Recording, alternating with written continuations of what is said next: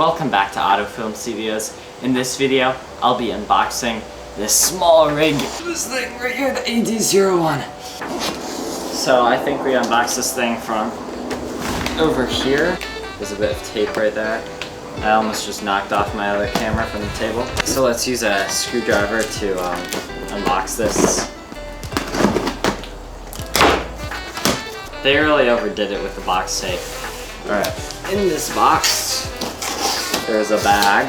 Take out the bag from the box. So this was the shipping box, and it was the one with the bag in it too. So that's kind of nice how they're not using more boxes than they need. Now let's open this up.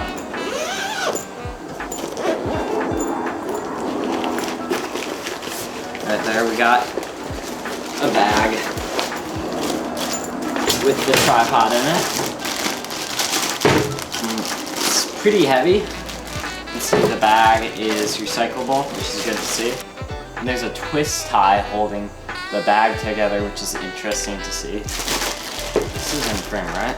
If you're using an iPhone, I know this is totally unrelated to the video, but if you're using an iPhone as one of your cameras, like I'm doing right here, you can use an Apple Watch to see if things are in frame, and I can see that not my entire table is in frame, so I need to adjust the video setup. And now this top-down view should be better.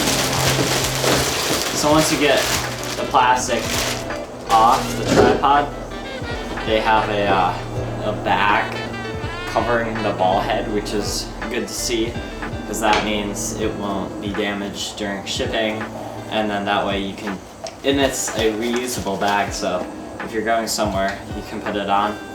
As you can see, or as you can't see, there's a bit of foam padding in there.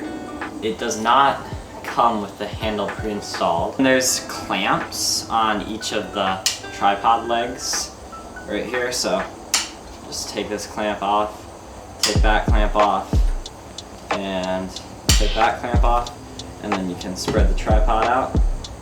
Put mine right here. Alright, now let's finish unboxing this. So in here, so we have a packet with the instruction manual, and then some tools, and then it looks like another one of those clamp things.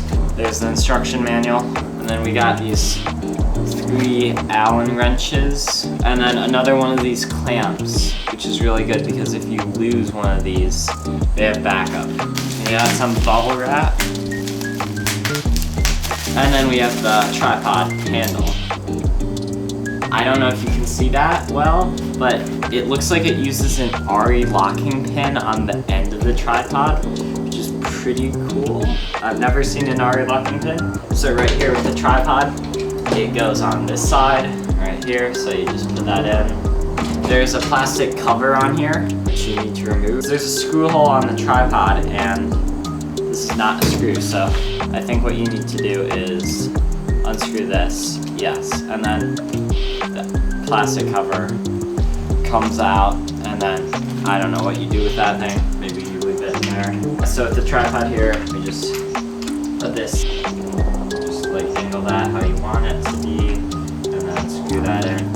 Yeah, I think this is some sort of locking pin, because once you have that in there, it's not going anywhere. And then you can unscrew it, move it around, and boom, you got that. I think one of these things locks the pan and tilt. So you can tell this thing's plastic. I don't know if I caught that on camera, but I scraped this a bit, and then like, oh, this feels nice though. This feels really nice. It's like perfectly dampened. And then you can readjust this how you want it to be. And yeah, this is really nice. Alright, so I recorded a lot of stuff right there just then, and then my phone stopped recording, so that's why you use actual cameras. This is the locking or dampening mechanism, so you just do that, and then it's more dampened, as you can see. And then over here, this is the mechanism for the lever right here, so you can readjust where that is. Boom, and then there, it's in. If you want it more down low, you can move it around. If you want it up higher. And then right here, this is the actual mount system. I think it uses like a Manfrotto mount, I'm not entirely sure. So it has the screw right here, and I'll do this part. Alright, so now let's talk about some of the features of this tripod and how you can use it. So first of all, this tripod features a 3-legged design, of course, because it's a tripod, and it has these 2 clamps, each for the tripod to be set up with. Photo tripods, like the one I'm using on both the cameras that I'm recording this on right now, they all use clamps on each of the segments. So you have to undo one of those, and then it's all takes a really long time. Now while this one does have 2 clamps on each leg, these are a lot longer, so you can just undo that and then bring the whole thing up, and then it's a lot faster, like I just demonstrated. So the next thing that's really cool about this tripod is the fluid head. It uses a mechanism in there. I'm not entirely sure how it works, but it basically smooths out the motion a lot, so it's way more cinematic. So the next thing that's really cool about this is that there's a way to level your tripod out in the tripod that doesn't require you to like adjust the legs. So right here you can see there is a leveler meter, and you can see that is currently not level. So what you can do is if you undo this, you can see it moves around the tripod head. You can adjust that. You're probably meant to do this with 2 hands, but oh well, I'm holding the camera. And then right now, there we go, it's level. So now you can move around and it won't get like off axis. You can do that with photo tripods, but then it does it inside the tripod head. So as soon as you start moving around, things will look all weird. So next let's talk about the mount. The mount of this camera, I think, don't quote me on this, I'm pretty sure it's a Manfrotto mount. Alright, so the way you undo this is you twist this until it is done, so it moves around freely. This is, by the way, this is a way you can balance your camera on here.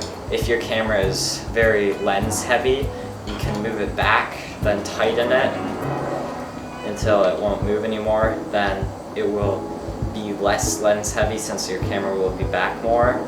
And if it's not lens heavy, it's like if it has a big battery on there, you can move it forward and then it will be positioned more so that it will be balanced. Alright, so what you do is you just basically, after you unscrew this all the way, you push forward on this, I believe, and then it comes out. Yeah, you push forward and then it comes up and out. So to attach this to my camera, it uses just a standard flathead screw, which is really good because that's what most tripods use, and also the SmallRig camera cage. It has maybe some other camera cages. I just know many SmallRig camera cages have this screwdriver holder that's magnetic, and it has the screwdriver in it, which I really like using. So you pull this forward, drop your camera in there, and then as you can see, it's locked in. So then you just find an area where it's balanced. This camera's really light, so you don't really need that. That's basically for cinema cameras. And then boom, look at how, if I focus, just look at how smooth and fluid the motion is. That's one of the major benefits of investing in a tripod like this. You not only get the sturdiest, you not only it not only looks really good on set, but the motion out of this tripod just looks really, really good. It's not what you can get out of a photo tripod, unless if you have like a fluid head on your photo tripod. And in that case, you probably have a pretty good tripod.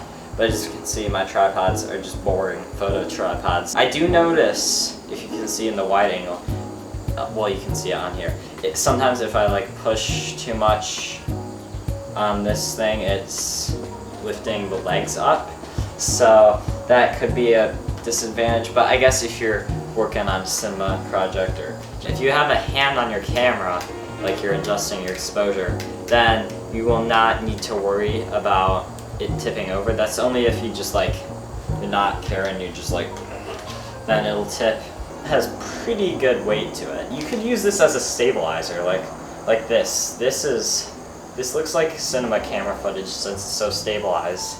Like there's no micro jitters and stuff since it's so heavy. That's a good feature in a tripod, to have weight, but it's not really something you don't want too much weight, or else it's harder to carry. Like, I feel like the weight on this tripod, it has weight, but it's still enough weight so that if you're doing some hands, it'll, you know, the tripod might move around. Next up, we'll see how tall this tripod can get. So if we undo these latches, so as you can see, this thing is pretty tall. It doesn't quite hit the ceiling of this room, but it's like as tall as the fan, which is like really tall. So I can look down on my silly cameras over there. Look at how short they are. And for comparison, this tripod over here is almost at its max height.